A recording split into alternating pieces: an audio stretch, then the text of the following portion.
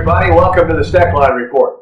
Well, you know, all of us in media have a kind of a niche for snitching on people that do things wrong. We talk a lot about negative things. Not this time on the Steckline Report. I've got a person that's written an article for newspapers, major newspapers in America, that has some common sense, some real good facts, promoting agriculture.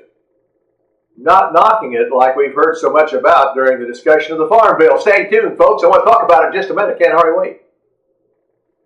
I first got started in the cattle business. My wife and my father-in-law got me into it. I love dealing with the animals and being in the outdoors. At American Ag Credit, I know a lot of them are in the same business that I am. You know, therefore they understand what I need and what problems I'm against, so they can work with you on it, and it makes it much easier. It's been passed down to me through the generations, and I want to pass it on down to the next generation or two.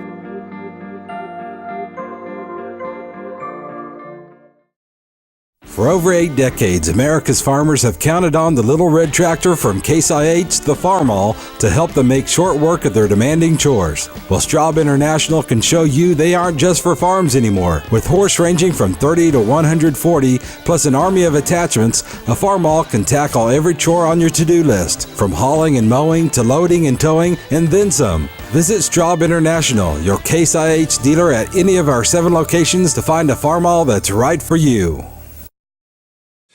Mary Clara Jelinek, a writer for the Associated Press, wrote an article in the papers around the country that some ran and some didn't.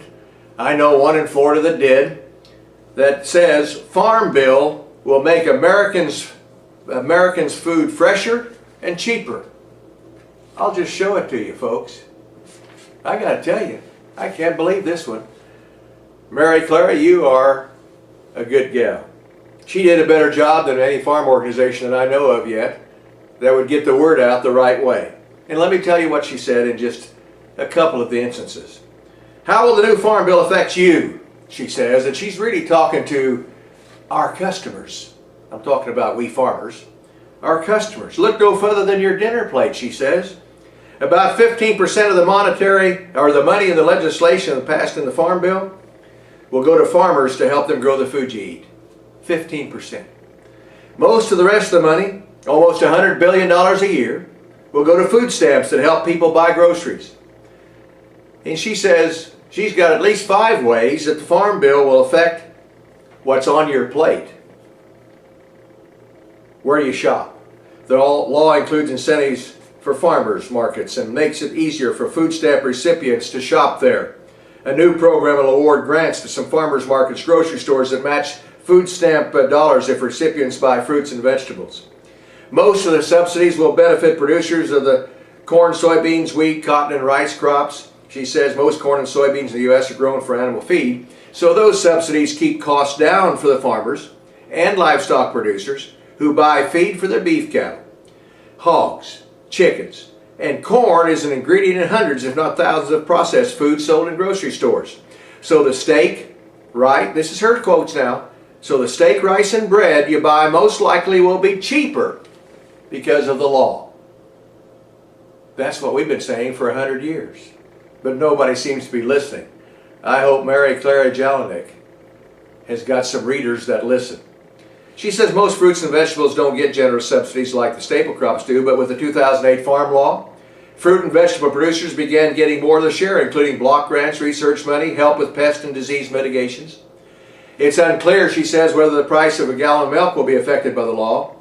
Dairy producers have had a rougher go than other farmers in recent times, and she says to prevent that from happening again, the bill gets rid of current subsidies for dairy and creates a type of insurance that pays out when the gap between the prices farmers receive for milk and their feed cost narrows. That's exactly right. How much the program will help remains to be unseen, but you know, folks, it'll kind of keep that price, at least something on the top of it, from going sky high. And the law leaves intact, she says, the government sugar program, which supports prices and protects growers from foreign competition, which makes cheaper prices right here at home. My hat's off again. Mary Claire Jelinek. Thank you. for that article. In the meantime, we did have a report out from USDA that showed corn ending stocks declining a little bit more than the trade guest was thinking. Soybeans were left unchanged. The reason the decline in corn and a nice little decline in wheat was because they increased exports. That's what the primary figure showed. And ending stocks in this country are a little less than what the hotshot of the folks on the Board of Trade thought it should be. So you've seen a little bit of strength in that grain market. In fact, quite a little bit in the wheat market. Glad to see that. And land sales, well, we told you one about last time around. We've got another one, folks. A farm sold at auction for $10,100 per acre. Where was that at? Well, let's see. It occurred in Henry County, Illinois. This old farmland still hanging in there pretty tough. That's the way it is at this hour. See you next time.